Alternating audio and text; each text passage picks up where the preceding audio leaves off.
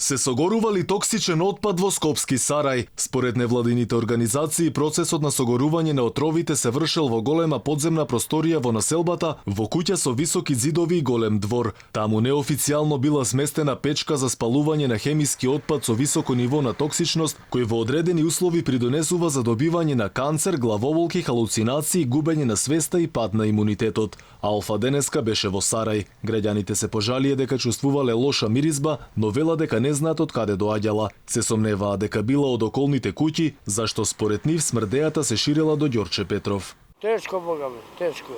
Тешко. Децата ги ставиме дома. Загадене многу.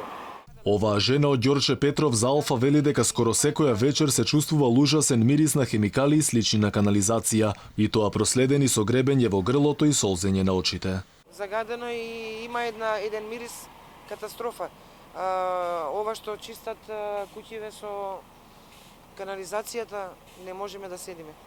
Верувајте, мислам се жалиме.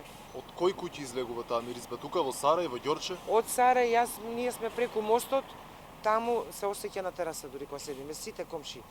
Значи да измет мириса.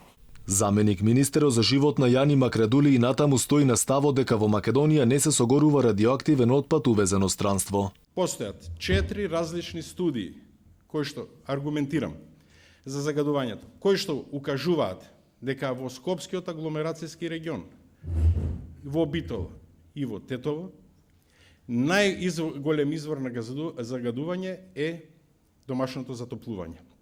Вториот транспортот, трети индустријата, во поново време тоа е отпадот и целото она што се случува со отпадот.